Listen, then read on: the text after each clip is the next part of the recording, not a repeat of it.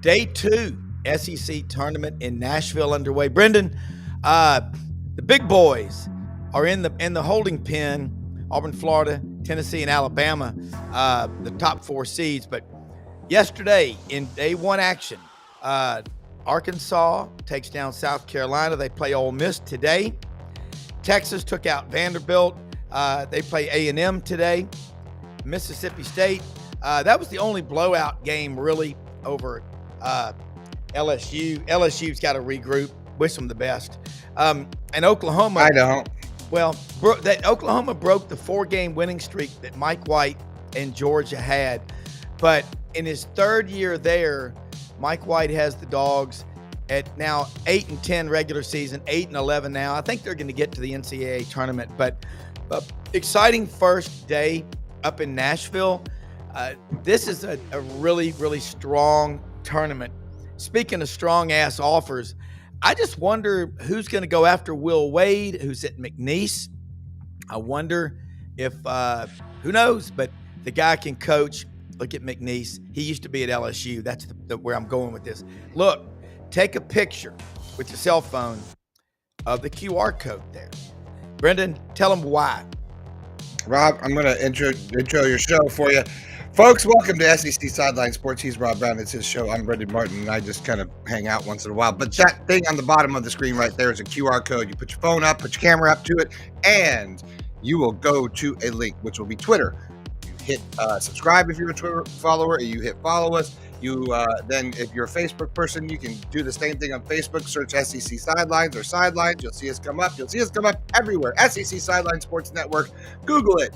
You'll find us on YouTube, Facebook, and Twitter, X, whatever you want to call it.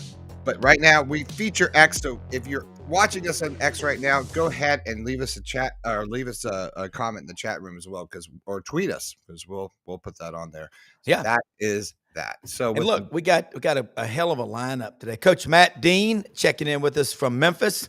Over at Matt is right across from the Memphis Zoo at Rhodes College, the most beautiful inner city campus in America. Franz Beard down in Gainesville, Alachua County. We're all excited because it is tournament time, and I love it. I watched all 4 games yesterday, in and out, running around. But damn, that was some good basketball. Arkansas's up by 20. All of a sudden, it's a 1-point game, and they still win it 72-68. Maybe Cal, because he says, I don't really care about the tournament, and that's why we won it so many times at Kentucky. But South Carolina, to be the 15th or 16th team at them and LSU,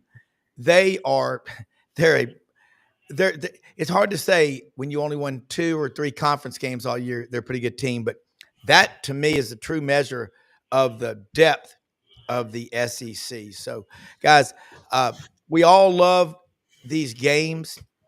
We got matchups today. Again, I just mentioned the teams that are playing. What was your takeaway, Matt, from day 1? Good, bad, ugly? Hey, good morning, guys. Good morning to you also, Franz. I hadn't seen you in a while. For a change, I actually have some data for you guys. I have some data. So last night I have my quad box going on, watching the Oklahoma-Georgia game pretty intensely because I really thought Oklahoma had to win to be team number 13. Okay, I'm talking about NCAA bids in our league. Oklahoma, this is what's interesting about them. After last night's performance, which – Georgia got up 6 second half, and then Oklahoma just down the stretch really put them away. All right, they're 20 wins, 6-12 quad 1, but 3 of their quad 1s, how about this, guys? Non-conference. They've beaten Arizona, Louisville, and Michigan. That's a pretty good lineup of quad 1 wins. Yeah. Georgia now 20-12. I think they're entrenched. 4 quad 1 wins, but they've also beaten out of conference St. John's, who will probably be on the 2 line. Pretty interesting. The 2 teams I think that are vying for 13 or 14 from our league are Texas and Vandy. And last night, Texas clearly beat Vandy. Both teams have 5 quad 1 wins. And then Arkansas has played really well down the stretch. I think they're in at 20-12, 5 quad 1 wins. They've also beaten Michigan this year.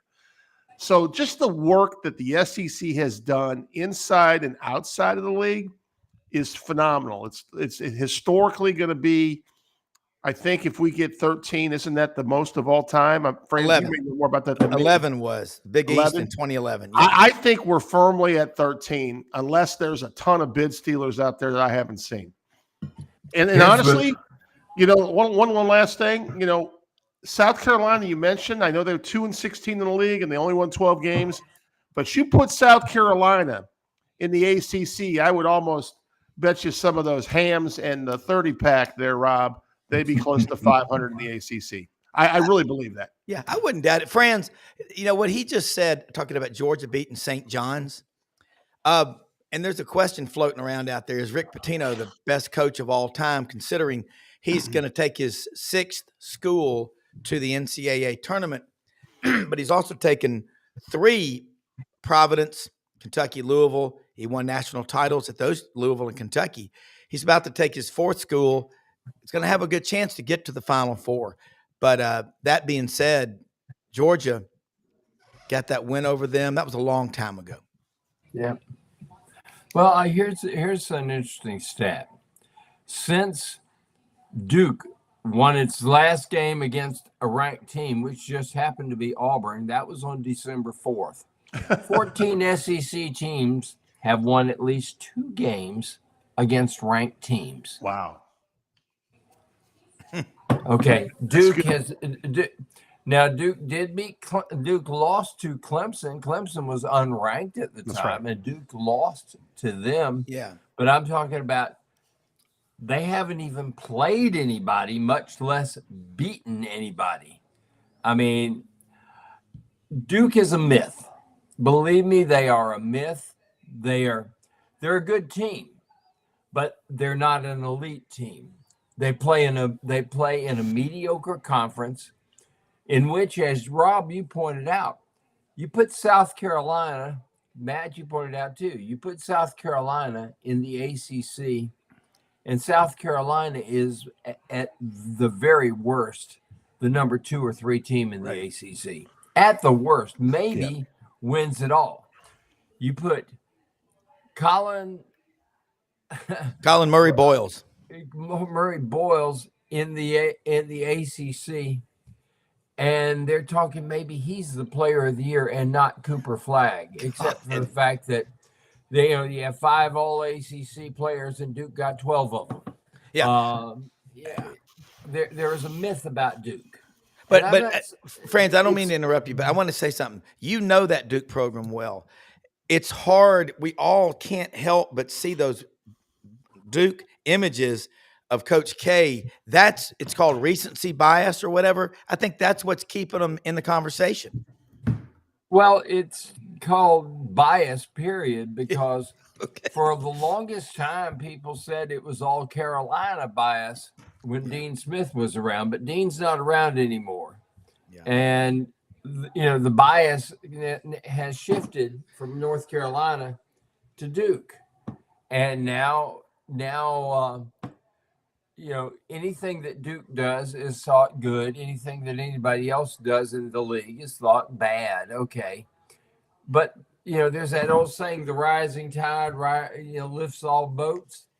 Duke isn't lifting anybody. That's the thing about it. You look at, and the ACC only has itself to blame, because look what happened in the SEC. And I think Matt would agree with it. The SEC put a league-wide, starting with Mike Slive. Yeah. Mike Slive is the guy that told everybody, okay, we got Kentucky, we got Florida, we've had Arkansas in the past. Yeah. It's up to everybody to get with it, or else there's going to be trouble from me. And that has carried over. Greg Sankey has believed it too. And you look at us, if Florida has the second worst gym in the whole league, but it's one of the toughest damn places to play. Yeah. Franz, a question for you. The old Alligator Alley. Those gyms, Matt, you think about the Cat House at Villanova. There's something iconic about them, aesthetically pleasing, whatever. They were intimate. I mean, you were on top of the players. And you ask any architect, when you build a football stadium, once you get past the bowl, the inner core, when you go up higher, it really doesn't make that much of a difference. It's an ego thing to say you got 100,000 plus, but the big house up at Michigan, you walk in off the street and you go down. Yeah. And it's not that tough of a place to play. I'll tell you, Niall Kinnick Stadium at Iowa would be a horror show to play at, because those fans, just the way they designed it, it's impressive. But I don't know. I looking at the Coleman Coliseum in Alabama, I think they're going to leave it alone. They might do some retrofitting to it, but I'm growing to where I love these older arenas. We could all dream about the Butler Fieldhouse that Hoosiers was filmed at. You know, Rob, we had this conversation a week or two ago when we were talking about, do you want to put your money in knocking down an old stadium and building a new one, or do you want to put your money in like a facility that houses the student athletes and more NIL money that attracts better players for a better product than the existing structure, right? And I think that's kind of what the message is these days. And there is something, and I didn't know the architecture factor, but like my son Franz is out in Oregon now as the director of player personnel. So I've been there a couple times. They only seat about 60,000, Franz, but it's one of the loudest venues I've ever been at. And you mentioned Niall Kinnick Stadium. They seat around 70. Yeah. The fans are real close to the field there, to the point that in a night game, if you're the visitor, they are on top of you. And you know, what happens when you're pretty good, you know, I really think it affects you more than basketball than football, to be honest with you, because in basketball venues, they're always on top of you. Like, Rob, I've said this to you a lot. I watch a lot of SEC basketball. I watch a lot of Big Ten basketball. The venues at the SEC, man, are just, I mean, like, you know, I don't care what shape Florida's gym is. That's a really tough place to play a basketball game at, right? And they're not as intimate as settings in the Big Ten at certain places compared to the SEC in basketball. Now, that being said, you know, you look at what's going on right now, Franz, and I'd be curious your take on this.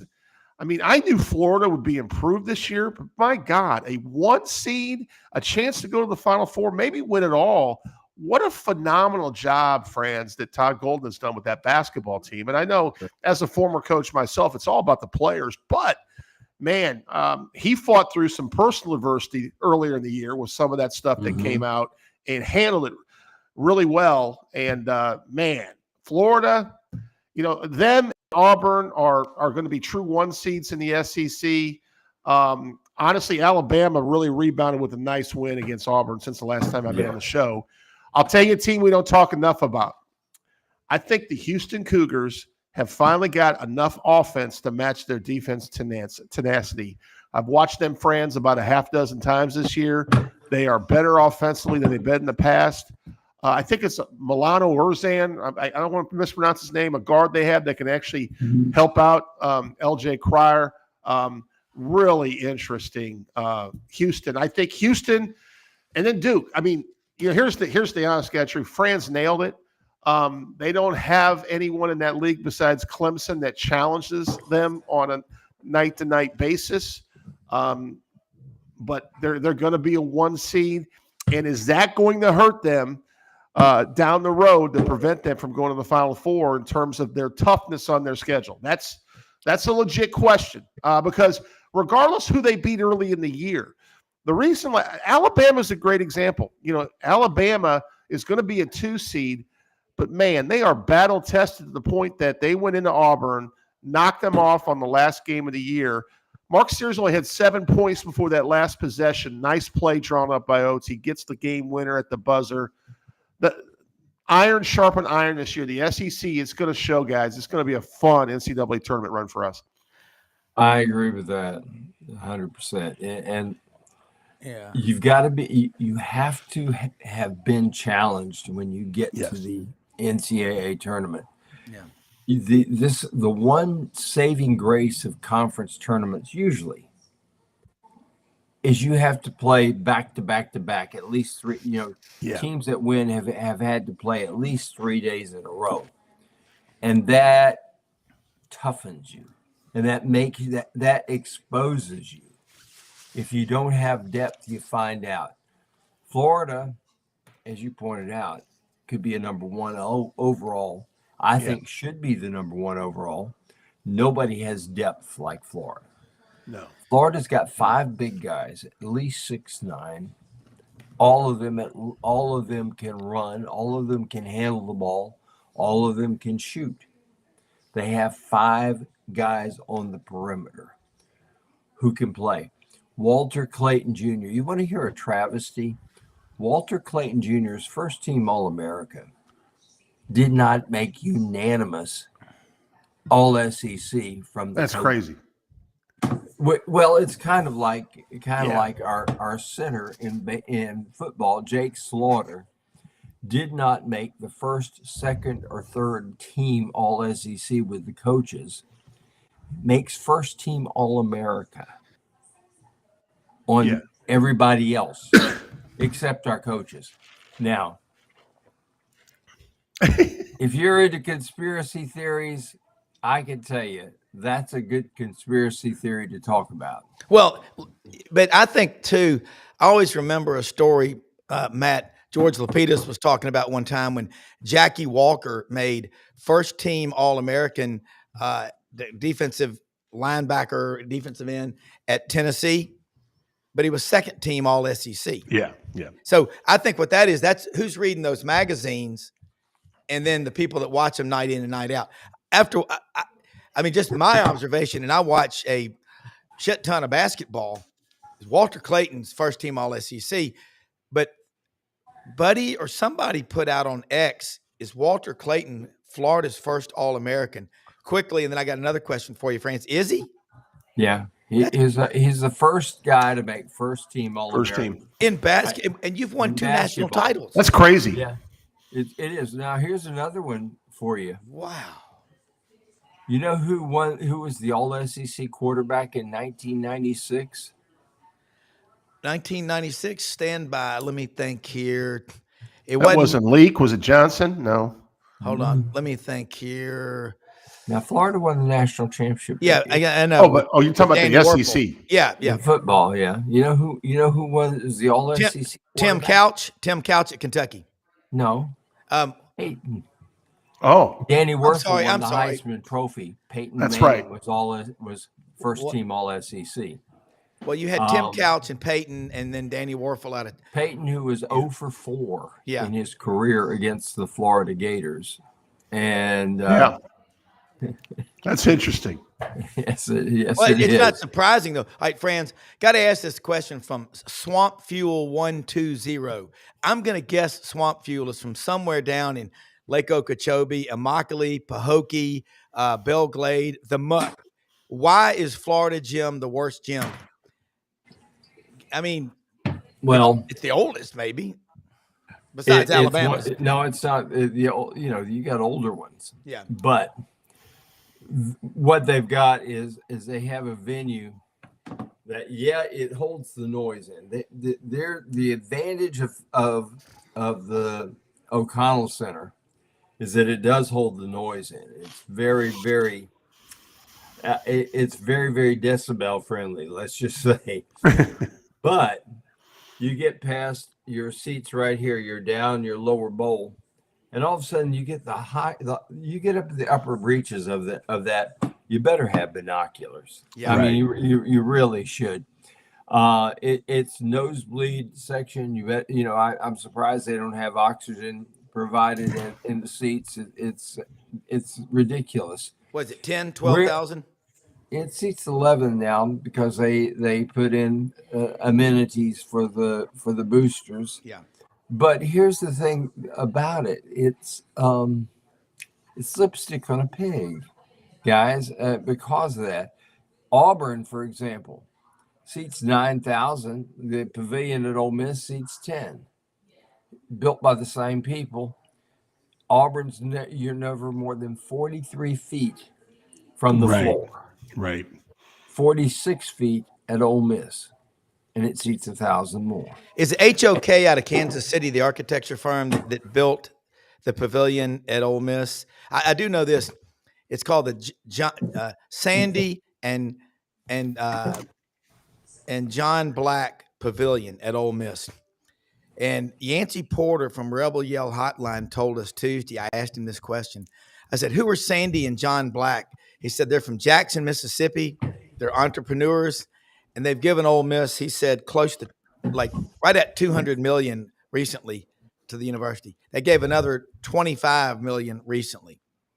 It's like I met a man named Samuel Ginn one time in 2006, and he had just given Auburn $25 million. He lives in Palo Alto, California. He started a company called Vodafone. Y'all remember Vodafone? Yes, it is. Yeah. And he was from a little town around Anniston, Alabama. And he said, "But I've also got to write checks to Cal Berkeley and Stanford and all these other schools because that's where I recruit from." But you remember Wiley Cawthon? Remember that name? yeah, I do remember the name. Wiley Cawthon was one of my business associates until he died. Was he a Gator? No, he was an Auburn. He was an Auburn guy. He was the president of the engineering fraternity or whatever it was. Yeah, the engineering council board. Yeah. Okay. Yeah, and Maury Gaston will know who he is. I can guarantee if Maury's I guarantee he would. But Auburn, let me throw something in here because I know where you're going with this, and I'm going to throw you. I'm going to throw you a little meat to get you really roaring here, and that is the fact that Auburn University is very smartly tapping into these people like Tim Cook. These people, Mr. Yellowwood's been there all along. Yeah. Etc. Bobby Lauder has been there all along and still is. He's just not visible like he used to. He's still there. But Auburn has very smartly cultivated an atmosphere of a culture, let's just say, of giving your money to the athletic department so that they can build something. And it hasn't been one of these things where all of a sudden we got it all there, boom, boom, boom. It's been piece by piece by piece. But you got a complex there that's gorgeous. Yeah. And is necessary. And we're seeing that all over. But I'm throwing you meat here, Rob, because you're good at this. Auburn's done it the right way. And I think you'll find the SEC, for the most part, has done it the right way. Yeah, I'm with you. And I'm telling you, when I hear people say Ole Miss doesn't have money, I'm like, you're out of your ever-loving mind. You start with Dickie Scruggs, the lead attorney in the tobacco case settlement. He and 14 of his law school buddies went in on it. You had to pay in. You had to buy in. But his take was $700 million.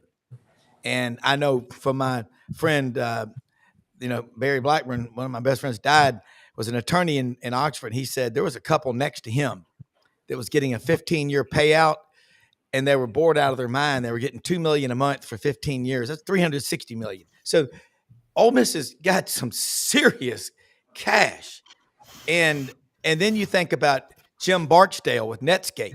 So you look at the schools, Matt, you know this, but money alone, ask Texas A&M, can't get the job done. As a coach, can you have people with too much money that expect too much, that don't have a clue of what you're actually trying to do, and they don't have the patience to wait it out?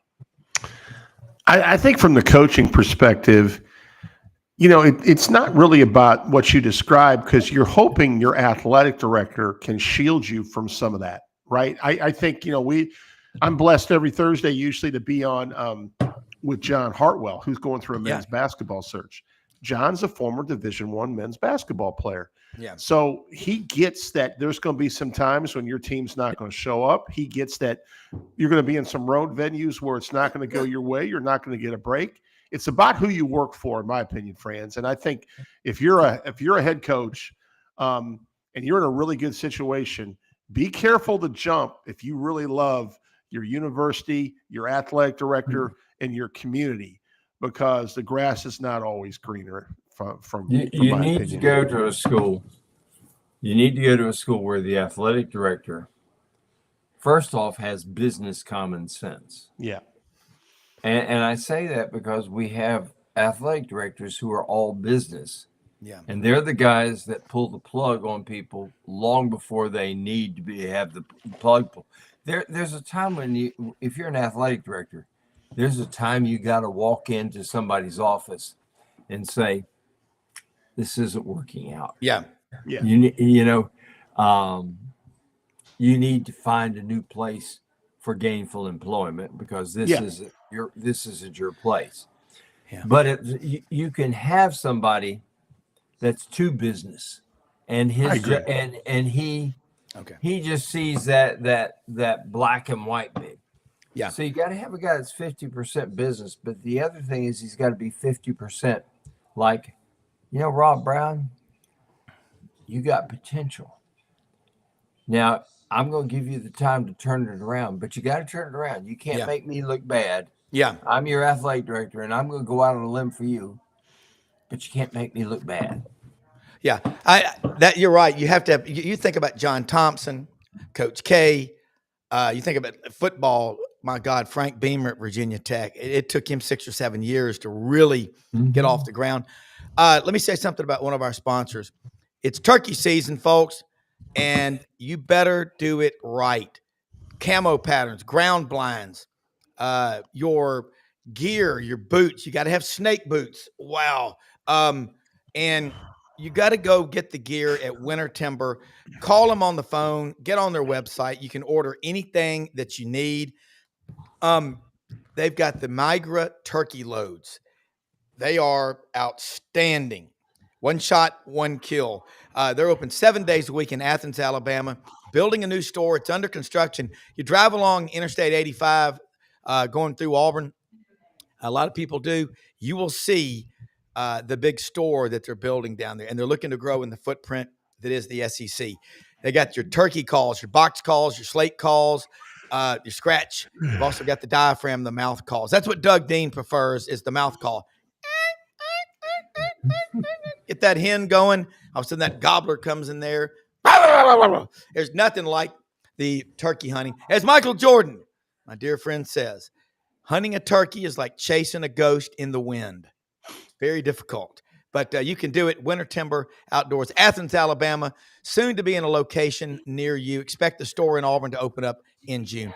Along the lines of what Franz just eloquently said, Matt, I think we're starting to see a shift, a change in coaching, where coaches are being given longer, not because athletic directors are suddenly kinder and smarter, but that $21 million house settlement is staring them in the face like a loaded 12-gauge pump shotgun. Wow, we do this, we got to add another $21 million on top of it. I think we're getting some sanity back, Matt Dean. In the SEC, they're going to Matt McMahon didn't forget how to coach, but he inherited nothing at LSU. Everybody was gone. Is a fourth year, you're going to see market improvement. They've got 3 of the top 100 players in America signed coming in for next year, and let's see what they do in the portal. Well, I would say he better show improvement next year. He won't see a fifth. That's my opinion. But like, we're also seeing guys, certain programs. This happened in football a couple times where coaches are restructuring their contract, putting more money back into NIL to A, save their jobs for an extra year, and B, try to go out there and get players. Let's be honest here. It's about resources. I'll take my home state of Iowa. Fran McCaffrey, 17 and 15. the Hawkeyes lagged in attendance this year. Obviously, they have a huge women's product. The last few years, Caitlin Clark, and this year they're still going to go to the NCAA tournament. The men are not. I was just looking at the numbers. The men for non-Saturday Big Ten games at Carver Hawkeye Arena, they were in the 4,500 to 5,000 range for tickets sold or scanned. That's not going to get it done. So it's if you remember, Rob, that's what got Tubby Smith here at Memphis. Yeah. If you want to get a head coach, you know what you do? You stop showing up to the games. Yeah. Even though there's two different numbers, right, Franz? There's the number of the pre-sold season tickets, which pay for the bills, and then there's the number of actually that show up and use their tickets. Mm-hmm. And it's embarrassing if you don't have, because Iowa averaged this, like 8,200 basically to 9,000 season tickets sold. Now, Carver Hawkeye seats 15,400. But when you have a Wednesday game, now at Iowa, it's different, guys, because there's some snow days out there where people just won't show up to the games from a weather standpoint.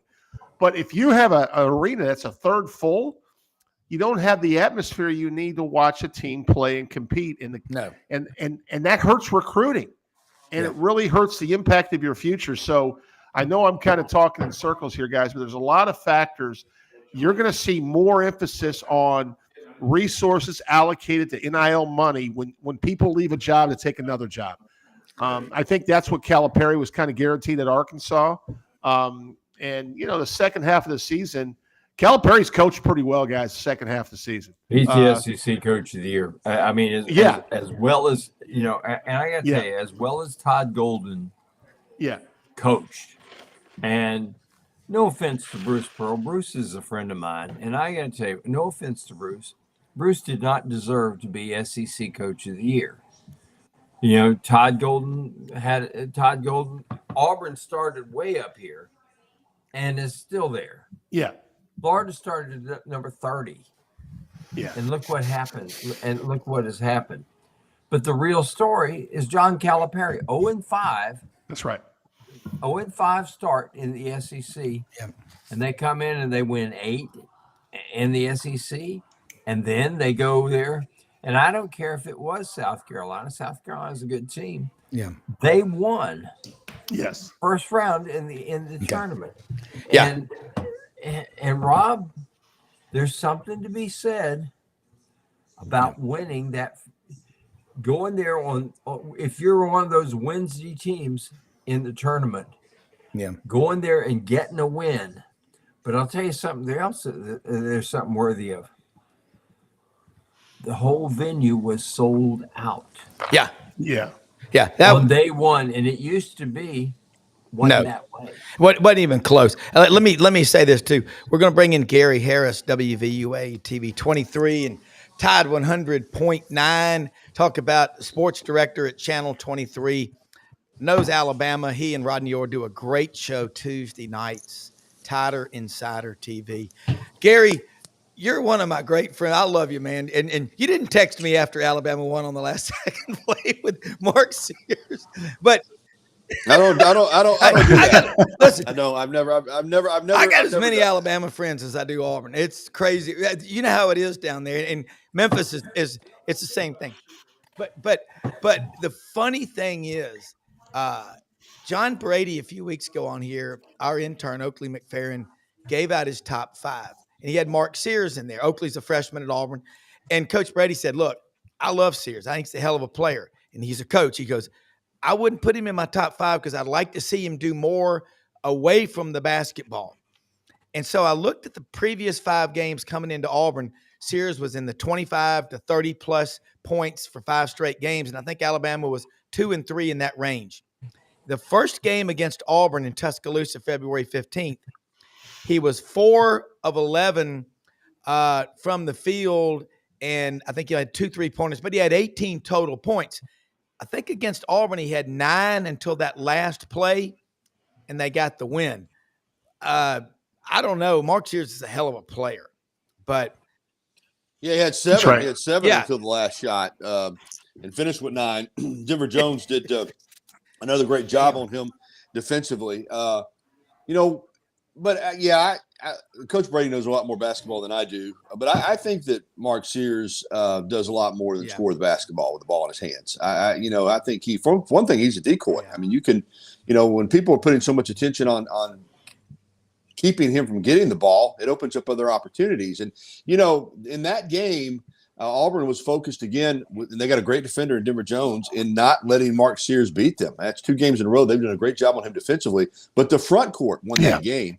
Filine had a good game. Sears hit the game winner, but it was 51 points from Nelson and Amori and Sherrell and Diabate. And Sherrell in 16 minutes had 8.7 rebounds and an assist. And Nelson looked like the Grant Nelson that we saw last year in the postseason. Maybe it's something about this time of the year that Nelson saves his best. He's been banged up and playing through it. But I thought Alabama's front court was the difference in that game. Broome got his, obviously, had a great game with 34 and 8. But, the way I see it, Robin, I've said this before, it's a rivalry, man. There's no doubt about it. That was a really big win for Alabama, okay? You didn't want to go into the SEC tournament on a 3-game losing streak.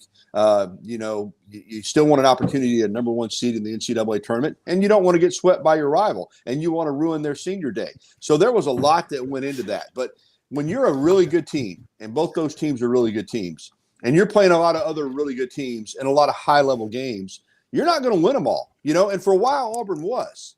But it even caught up with them. Alabama just the week before had gotten their heart ripped out in Knoxville. I mean, game looked like it was over, and they get beat on a 35-footer by Meshack with, at the buzzer. They don't play their best against Florida on their senior night.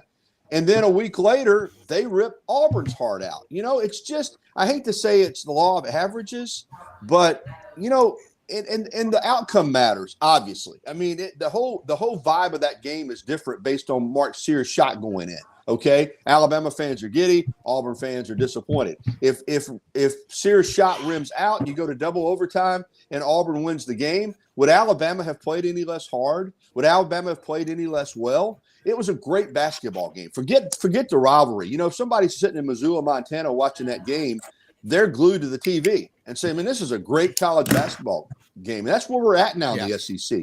You've got a lot of high-level teams playing high-level games, and the law of averages just dictates that you're not going to, you're going to win some of them and you're going to lose some of them. You'd rather win more than you lose, and that's just the kind of the way it works. But great game. Talking about Sears, what was odd was I had Ryan Pannone on yesterday, Alabama's assistant coach, is that Auburn had been switching the entire game. Yeah.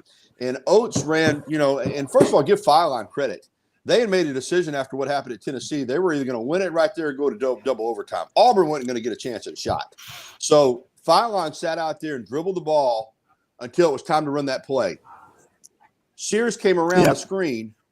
Jones trailed him, and they didn't switch it. So he had Jones on his hip. So the first time really all day, the paint just opened up for him, and he's got a little 5-foot runner in the lane that he's probably going to make 9 times out of 10. That was the one time that Auburn didn't switch, and he got loose. So it was a good play by Alabama. It also, I guess, was a miscue somewhat defensively by Auburn, and Alabama wins the game. Well, that rivalry, it's the first time in history that Auburn's won in Tuscaloosa and Alabama's won in Auburn in the same year. That has not happened before. And you sent me a picture, I know it was you, of Coleman Coliseum from that last encounter. It was a wide-angle panoramic view. People make sport of these arenas and all. And you know what? That's a loud-ass place. And when sure it is. Most of the people that criticize it, Rob, have never even been to a game. Yeah. Okay? The majority. Listen, it is – it is 50-plus years old. There's no denying that. It was built, opened in 68. It's unique because from the front, it looks like a Coliseum, and then but it's played left to right. It's not played front back. Listen, it's a lot better. Again, it's cool to criticize it, but most people that sit out there on Twitter and talk about it in the airplane hangar, and they never even been to a game there. I guarantee you, when Alabama's good, and they're playing a big game against another really good team, that place is hostile. Now, it's not as hostile as the Jungle. The Jungle's construction. First of all, it's a much newer arena. Second, it's about 5,000 less people, and they are right on top of you. So that clearly makes a difference. But the arenas are dictated by, in most places in this league, in basketball, are dictated by how good your team is. And how home court advantage. Same thing in home field advantage. Everybody in football always says, what's the toughest home field advantage? Well, I don't care. LSU is a great hard place to play, but when they don't have a good team, it's not so tough to play down there, Rob. It's your home field and home court advantage usually is dictated by how good your team is more than anything else. Because when you have a good team, you're harder to beat, and when you have a good team, your fans are more dialed into it. So to me, that the whole home court, home field advantage often is overrated based on if you got a bad team. Man, I'm telling you, it's hard to make up a home court or home field advantage. It's going to change that. Yeah, things are going in the wrong direction when the athletic department has to put a big blanket up in the end zone. Yeah, again, this is not a knock on LSU. I've been down there a lot of times, and boy, every time Alabama goes in there, it's rocking. But maybe it's because Alabama's won so much down there. But but LSU, as far as wins and losses, they lose there in Tiger Stadium a lot more than I think the perception is that they lose there. They lose there a lot more than people. So really the best home field advantage is the place that has the best winning percentage. And, that might be Bryant Denny because it's just Alabama. Yeah, but and Nick, in basketball, you think about they put the blankets up in the end zone, Franz and Matt, when things are just everybody knows what it is, but you want to have that great moment. Mr. Gorbachev, tear down that blanket in the end zone. Yeah. But the jungle is special now. But I'll say this. If Tony Barbee were still the coach there and Auburn was going 2-16 in the league, I'm telling you, the jungle wouldn't be what it is now. Okay? Let's be clear on that. You couldn't give a ticket away. Of course, that was the old arena. But I think Barbee might have opened up the new arena, right? Or was he already gone? We've tried to forget the name. But you get my point, man. If you don't have a good team, you're not going to have the same home court. And then you had Lebo's Lunatics, Jeff Lebo. There was some rough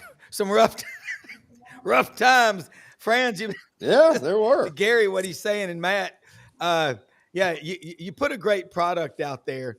That's why a lot of hole-in-the-wall restaurants do really well. It depends on who's in that kitchen putting up serving the food and preparing the food. Franz, along the line of what Gary just said, John Brady was not being critical at all of Sears. He just said, like to see him do more. Gary just nailed it. He's a decoy. And by the way, the Eggman, my man over in Crowley's Ridge, Arkansas, is from North Dakota, Dean Nelson.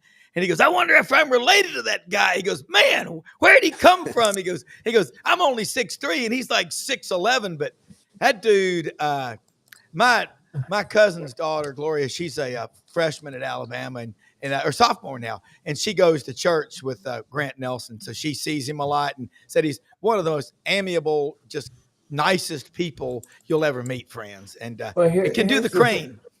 Here's the thing that Florida did when Florida beat them. Florida said Mark Sears is going to get his points. Fine. We're not going to let the other guys beat us. And they didn't. Mark Sears wound up with what? 30-something points. 32 points. And the other guys did not beat them. Florida's front court dominated their front court, gave up a few points on the outside that were pretty much inevitable because of the way that Nate Oates runs an offense. I think Matt would agree. Nate's offense is okay. We'll launch 83 pointers and we'll shoot 10 layups and that'll be it. Franz, let me interrupt you real quick. Matt's got to check out. I forgot you had an 8:45 meeting. Matt, closing comments on this. What you think will happen? And we'll be talking to you here in the next couple of days. Well, first of all, Gary, you're spot on. You can have the most beautiful arena, but if you don't have the most beautiful roster, it's not going to matter, right? It's about putting a great product in there. And Franz, to your point about Nate Oates, what he's done offensively, you can't prepare for that. You can't emulate in practice how they play, especially, maybe you can in the SEC because the athletes you have, but especially in the NCAA tournament, they're a matchup nightmare. Mm-hmm. And guys, it's always great. We'll see you next week, and we're getting ready for Selection Sunday. Take care. All right, will do. Good Talk to to you Matt. later today. Gary, like what Franz is saying, you just don't see many big lineups in the SEC. No, No, to Franz's point on Florida. Now, I'm pretty practical and analytical myself, so I guess that's why I look at things.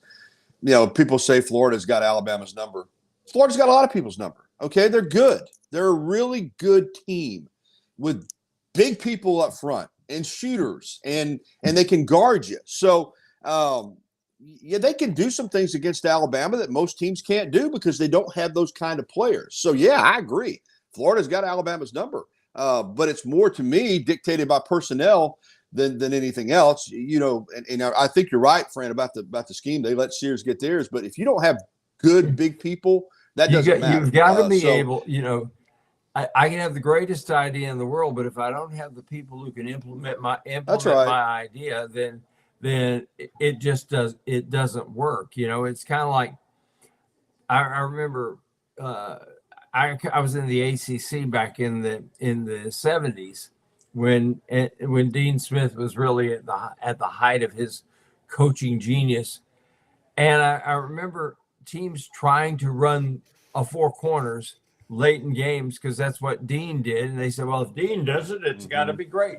Well, the four corners is a great idea, but it only works if you've got a point guard who can beat people, because you got people in four corners and you got a guy in the middle, and if that guy in the middle can beat you, then you end up with basically a 3-on-2, just like you practice every day.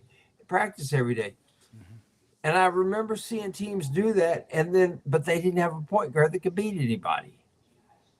Okay, great idea. I'm with you. Great idea, but how are you going to implement your idea if you don't have the personnel? Alabama's got the personnel to run Nate Oates' offense, and Matt was completely on the money with that. That he has constructed a team that's based on being able to shoot threes and get layups. Get to the That's rim. it. Yep. They don't like the mid range. That's for sure, because the analytics having been around Oates and these coaches, it is, and the other coaches are using it too. But there's no doubt in my mind, Alabama has the most analytic based offense in the country. From Oates' time as a math teacher in high school, he's a numbers cruncher. So percentage wise, now every now and then they'll have a guy that penetrates and Sears hit the run. Yeah. They'll shoot some, but for the right, Franz is right. The offense is predicated on at the rim and 3-pointers. And over the course of 40 minutes, those shots, even if you don't shoot as high a percentage as you do from the mid-range, particularly with the 3, 3 versus 2, you can do the math. But I tell you this, Alabama, Oklahoma looked good last night. Alabama's going to draw either Kentucky or Oklahoma tomorrow. But if Alabama and Florida meet in that semi on Saturday, and it chalk codes and it's Auburn and Tennessee in the other semi, I mean, that place is going to be something electric, because those four teams. We're talking about a couple of rock fights there. Those four teams. Those four teams bring your brass knuckles. Yeah. And I'm hoping it with is one chalk. hand, brass knuckles in the other. Yeah, and I hope it is chalk. Don't get me wrong. Kentucky's capable. Other teams are capable of getting there. And I heard friends when I came on talking about the Wednesday games, man. Yeah, they were. That was intense yesterday. And you had Texas and Oklahoma, who are, Texas is still out, I think. Oklahoma was on the bubble. Pick up huge wins yesterday. Huge wins for them. And I do think that those first round games, you've got teams that they're having to play on the first day, but they're still good teams. And all of a sudden, you got a second opportunity here. You can hit the reset button, and we've seen teams do it. We've seen teams last year, NC State. I mean, the guy was about to get fired. They won 5 games in 5 days, went to the Final Four. Now, he got fired this year, but it can happen, because DJ all Bird. teams, there are teams playing on the first day that are good enough. The inevitable. It's kind of like LSU. Matt McMahon, they've said, okay, Matt, you can come back next year. They've delayed the inevitable. They're going to be 14 and 18 again next year. Alabama's going to be good next year. Florida's going to be good next year. Auburn's going to lose Janai Broome, but they're going to be good next year. And LSU is going to be sitting there, the same thing, asking themselves, we hadn't had a good team since Will Wade got canned. Can we bring him back? They might. Hey, here exactly. He's at McNeese. Here's the question I have for y'all. Somebody needs to ask Rodney Terry at Texas, Porter Moser, who's in his 4th year at Oklahoma, how would you all compare, just completing your first year, you're in the tournament, SEC basketball to the Big 12? Because the Big 12, the last few years, has been the best. And Skarbinski, Kevin, was on with us yesterday on AU Undercover. Since 2012, it's the last time the SEC won a national championship in basketball. John Calipari at Kentucky with Anthony Unibrow Davis. All right. So since then, the Big East has won 5 national championships. Mm-hmm. The ACC has won 3, the Big 12 2, and the SEC has not done it. But I'm curious what they would say about SEC versus Big 12 this year, even more so than last year. I think the SEC's proven top to bottom it's the deepest league, but you got to do it, Gary, in March and the first Monday in April. I know, Gary, you've got your show coming up in a minute, but I'll speak to that, Rob, real quick, yeah, because I do curious. have to go, and Yeah. I'll leave it with you and Franz. That's where we're at, and it's going to be the same thing now in the college football playoff. You can have an incredible regular season wrecked by a poor postseason. I mean, you look at Auburn last year. They were hot.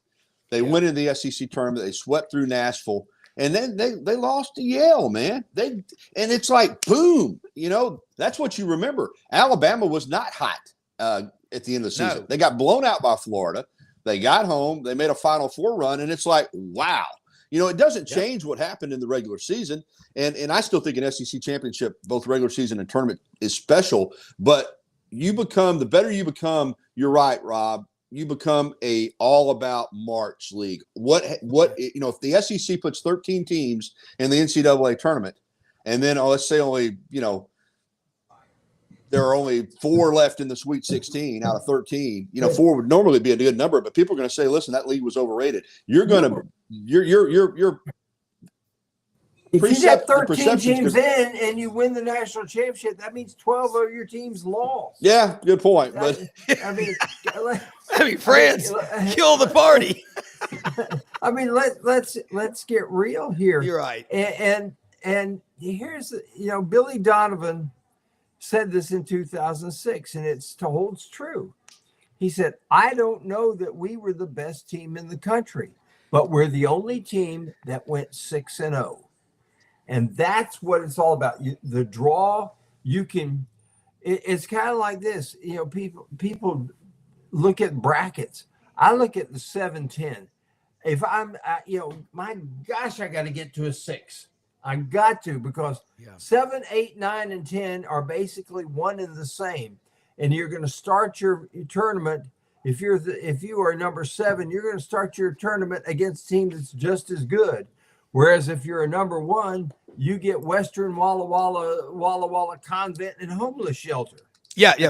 Gary, I know. Tell them what. Yeah, I'm going to go on to say one more thing. Franz makes a great point. Yeah, and he does. I'm in total agreement. I'll give Major League Baseball for an example. You play 162 games. You have interleague play. The best team in baseball is a team that wins the most games over 162. Sometimes that team wins a World Series. Sometimes that team doesn't. Sometimes it's a wild card team, because you're right. Getting hot at the right time in the NCAA tournament, that's a very, now last year I thought UConn was the best team and they won it. But more times than not, the team going into the NCAA tournament that you think is the best team does not win it. That's just the reality of it. Hey, thanks, guys. Hey, thank you so much, Gary Harris. Love having him on here. He knows the Tide. He knows the SEC. He knows his stuff really well. Let me say something, Franz. I'm gonna come right back to you. Landers Forward, folks. You're out and about today in the Mid-South. The sun is starting to peek through. We had a blood moon this morning. We had thunder and lightning so bad this morning during the early morning up here. It was scary. My puppy, Daphne, was under the bed.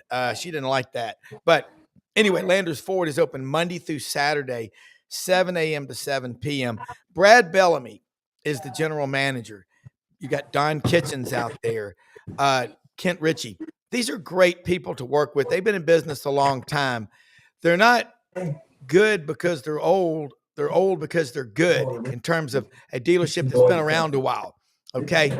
They deliver hands-on service. They'll work with you, whatever your credit situation is. They'll do everything they can to put you in a new car, truck, or SUV. And their service department takes a backseat to nobody. They will pick you up at home or at your office, bring you in, take you back home. You don't have to ask a friend for a ride. Great people there. Poplar, Houston Levy, Landers Ford, Memphis.com. I've got a lot of friends that buy vehicles from them, and they're repeat buyers. That's all you need to know. They go back again and again. They're right down the street from our good friends at Hewlett and Dunn Boot and Clothing Company. Jimmy Calhoun, buddy of mine in the Cherry Farm. He's got a pair of boots that just got returned yesterday. Had them restored. I saw a picture of them. They look like brand new boots. They can restore your boots. They also have new boots for men and women, and they've got a huge clothing selection for your favorite brands like Barber, Filson, STS, Pendleton, Schaefer, Duckheads, luggage, and these clay, polymer earrings that are on sale out there now. You'll love these. They don't pull your ears down. Women love them. My wife's already got 5 pairs of them. I even got green ones for St. Patrick's Day, the shamrock on them. You got to love a woman wearing Irish earrings. But they're open Monday through Saturday, 10 a.m. to 6 p.m. Go to the website, hewlettanddunn.com. You can peruse through there and see their selection. Really barely scratches the surface. That store, about every 2 or 3 days, it looks like a different store. They're constantly bringing in new stuff and moving stuff around. One more thing, when you go out front and you walk in on the historic square in Collierville, Tennessee, right there next to Memphis, you walk in, they got a 50% off sale.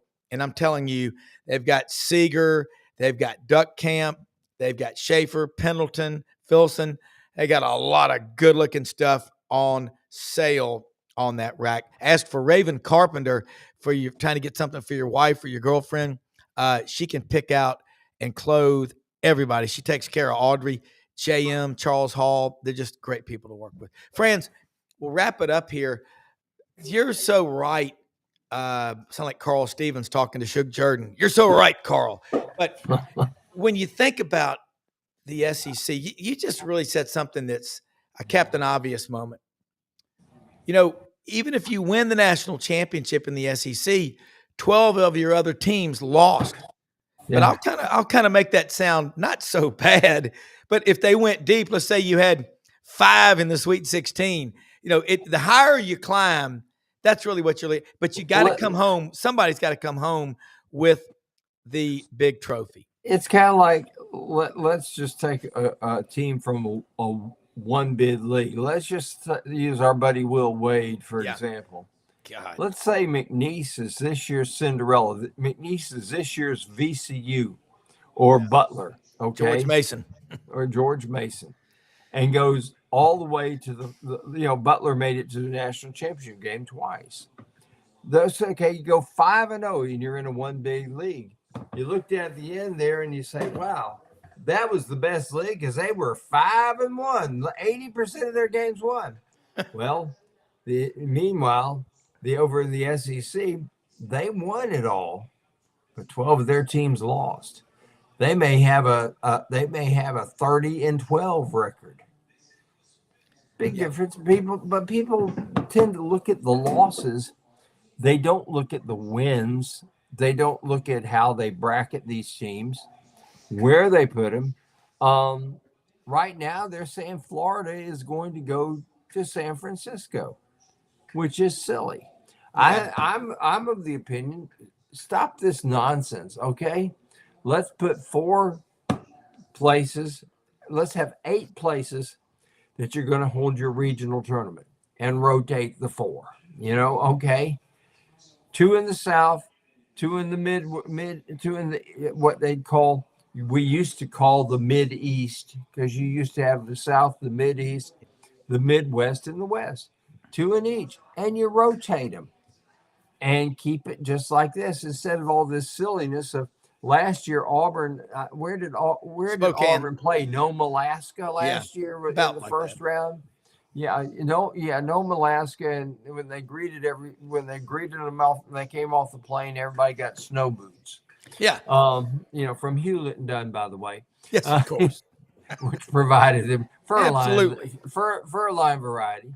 Yes. But we got to, I use that word common sense, and there's no common sense in how they bracket these teams or where they play them. It's all about, okay, well, this year we're going to be in Raleigh and so forth like that. And the only thing they're thinking about is that first round, getting a first round sellout. That's how the whole thing is designed. Yeah. Well, look, let me tell you something. Out of Hewlett and Dunn, see, these are these new trail shoes they've got from Danner. I love these. I wear them. I mean, I love them. They're so comfortable, but they're great for your feet. You can run in them, hike in them, day-to-day wear. You think about that. And they've got every Danner shoe and boot you can imagine out there. Just great plug there, friends. Hey, friends. I'm a Hoka guy myself. Hey, I love them too. I do. I run in those. But I'm going to tell you something. This has been an awesome show. We're going to wrap it up. Executive producer Brendan Martin behind the curtain, making it happen. Some days he's in with us more than not, but it's so cool, the graphics and the Chiron that we put up here. We're going to get really thick tomorrow. It's when the big dogs come out, the top 4 seeds. But hey, man, we'll all be watching basketball again today. Got 4 more really good games, and those crowds in Nashville, just keep it at Bridgestone Arena. Hey, most often we see the face of Christ in the least among us. We are the most blessed people in the history of the world. If you put it out there, positive thoughts, great things come your way. Trust me. Junk in, junk out, positive in, positive out. Watch us. Watch the Buddy Martin Show tonight, 9 p.m. Eastern. We'll be back on tomorrow morning at 9 a.m. Eastern again. This is the Sideline Sports Channel. We love you and appreciate you watching, and support our sponsors, man. God bless America. Thank you, friends. Thanks. Too much.